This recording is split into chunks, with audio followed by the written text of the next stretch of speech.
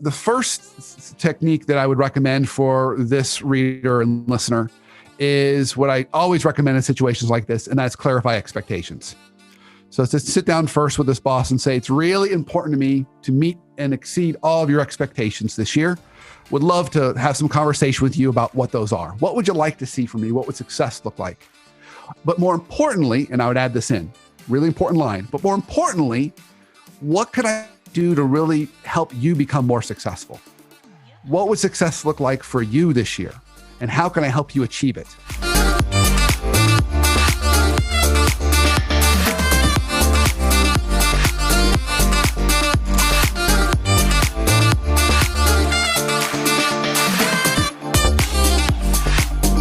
This is the Workplace Therapist Show. And of course, I'm your host, Brandon Smith. And the entire purpose of this show is one singular thing, and that's to help you have not only better conversations at work, but healthier relationships at work.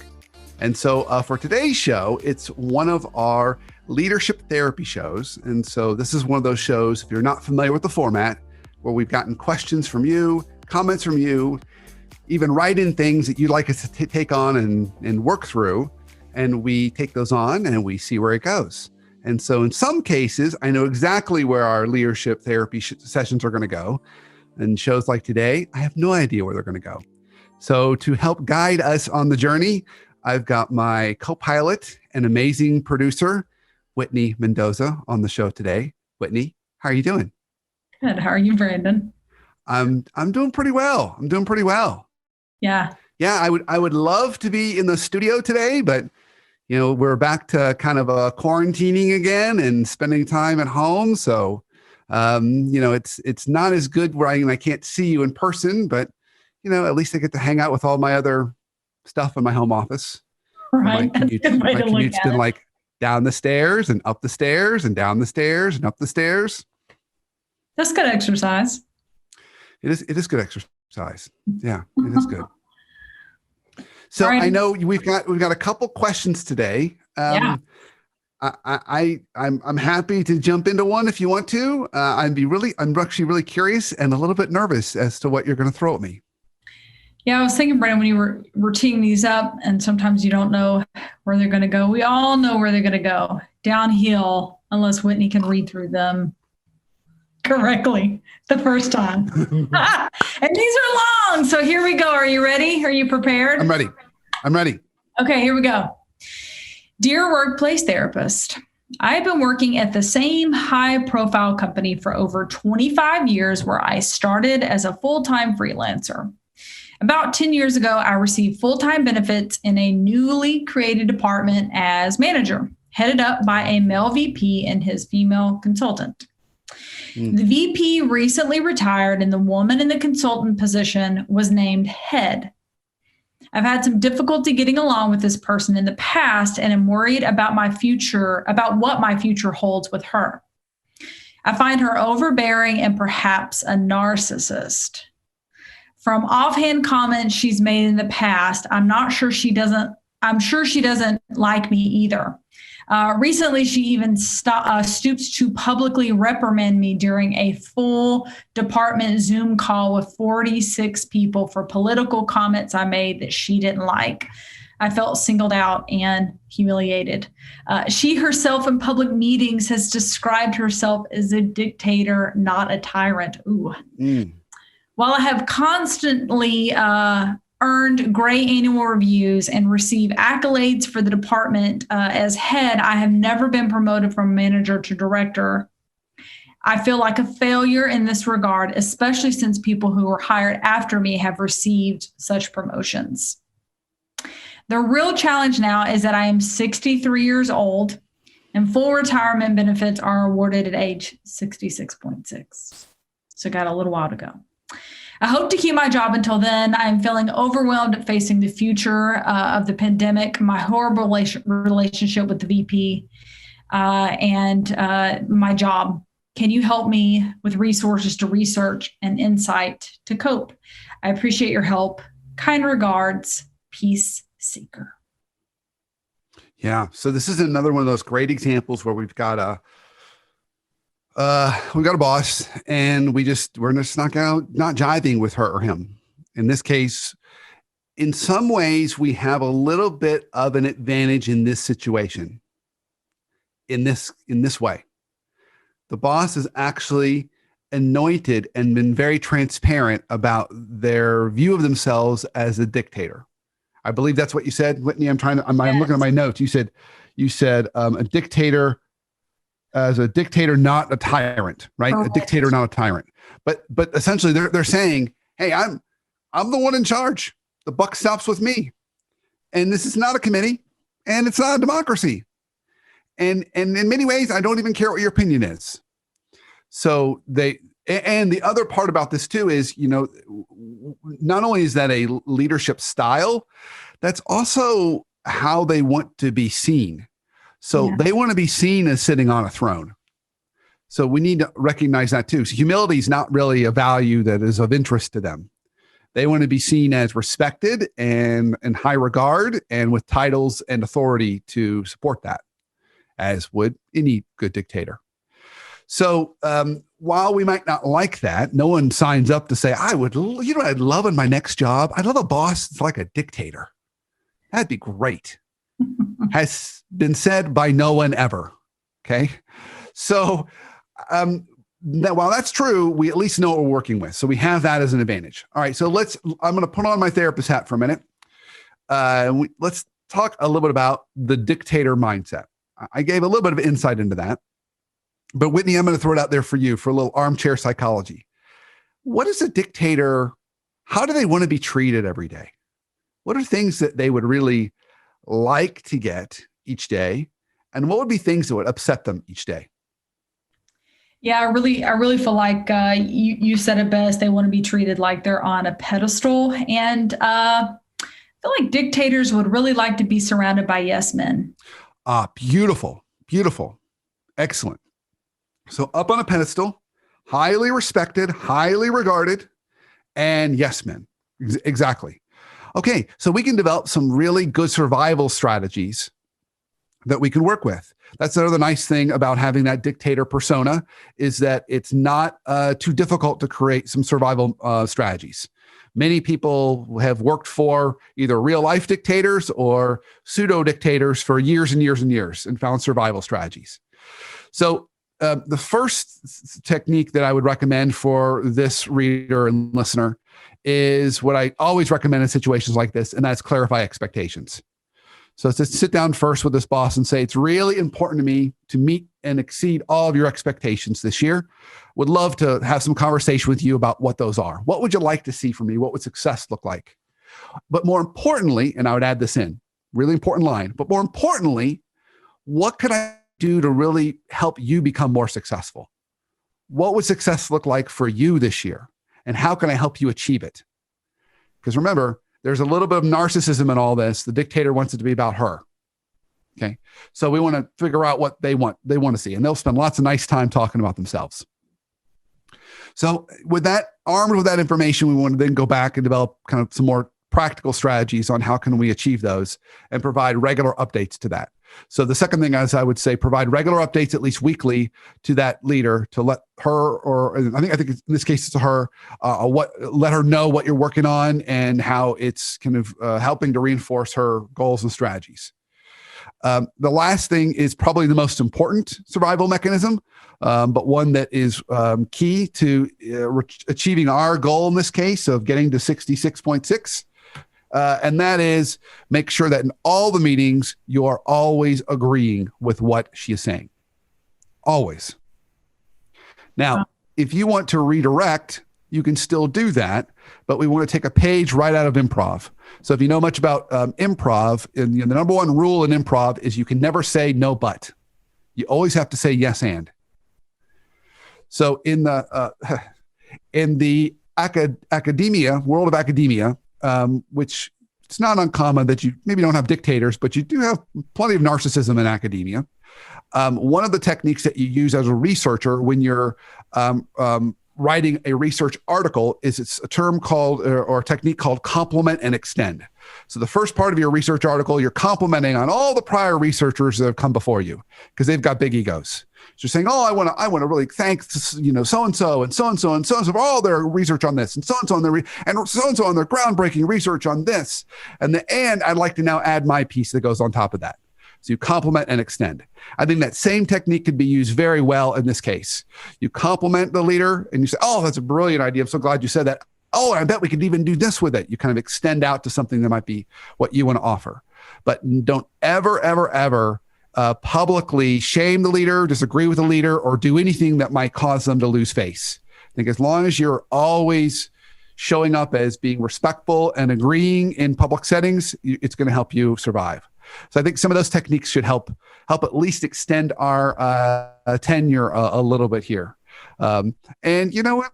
The other thing to keep in mind too is depending upon how extreme they are in their dictator role, their tenure may not last very long.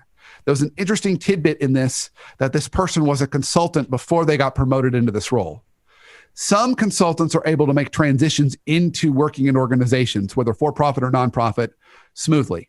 Many consultants can't make that transition because they like being the authority figure. They like being the advisor, the one who always tells other people what to do. They like that positional power, and they have a hard time with some of the dirty work that comes with management inside organizations.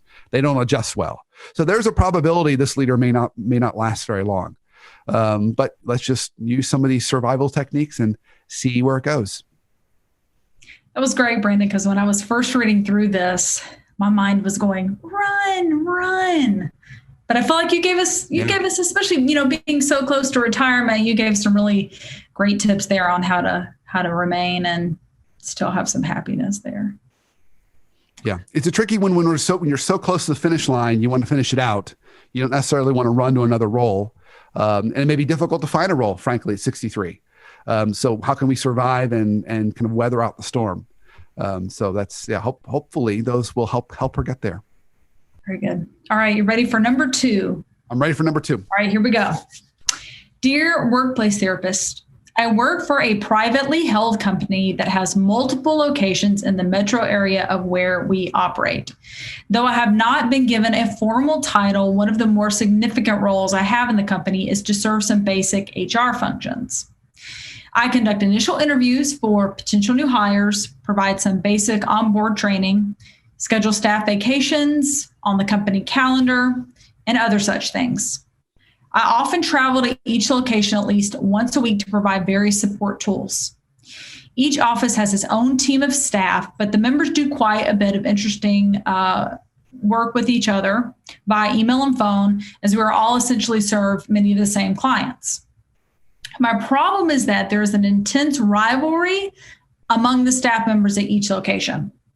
The staff at the north side office complains that the staff at the south side office doesn't do anything. The south side staff complains that the north side staff gets nicer offices and better lunches on Fridays. The east side complains that the west side gets better selection for vacation days. It doesn't help that each office is managed by a different partner with different management styles. All I know is it's impossible to keep these people happy, and quite frankly, I'm getting tired of trying. How can I help them see each person is valued member of the team and needs to do their best work as well? What needs to be done to promote harmony? We have a company procedure and policies manual, but I don't think more rules is the answer. I'd love to get your thoughts. Signed, feeling like the kindergarten cop. Yeah. So this is interesting. This is like this is the fighting siblings challenge, right? We've got the siblings all fighting for attention and feeling like they're the better one or more special one. And this happens when you have multiple offices. And almost at least what we can say about this, which makes this a little bit smoother in some ways, is it sounds like, at least from the way it's written, that all the offices are about the same size. That makes things a little bit easier. It becomes a little bit trickier when you've got one office that's 2 or 3 times bigger than the other offices. Then that becomes like headquarters and the mothership. And then everyone else always feels like they're second-class citizen. They're never quite treated the same way. So that becomes another little dynamic. All right. So then how do we smooth things over and make this a little bit better? So the first point I would probably add, I wrote a couple notes down, Whitney, as you were talking. The first point I would probably add is, we can go back to one of those sayings you heard me say 1,000,001 times. In absence of communication, people almost always assume the worst. So people aren't seeing the lunch calendars transparently. They're not seeing the vacation calendars transparently. So they're just naturally assuming, well, they're getting better lunches than we are. And they're getting all the first picks of vacation days, not us. So I think the first thing we need to do is make those a little more transparent. And so just to be a little more obvious about not only kind of when vacation time is getting scheduled and who's scheduling it and the order of that, but also, even making it a little more transparent on the lunches. So that's going to require a little more organization and structure, but transparency is one of the antidotes that can help show that there's actually a lot more equality going on than one may assume. So I think transparency is one. That's probably the easiest fix is that one. In going in terms of order of easy to more difficult, I would say the next fix is probably difficult because I bet the partners aren't going to want to do it. But one of the next best ways to fix this is get the partners rotating a little bit to each office. So assuming that they're all doing the same jobs and they can do them in different offices, whether they're serving clients, whatever it happens to be, have each partner spend at least one day a month in another office. So not only is everyone getting a chance to know each partner, but it's feeling like there's a little more leadership is being equally distributed. It's not like, well, I really want to work on the West Side because that's Sheila's office and Sheila's the best. Like you're getting a little more exposure to different people and different styles.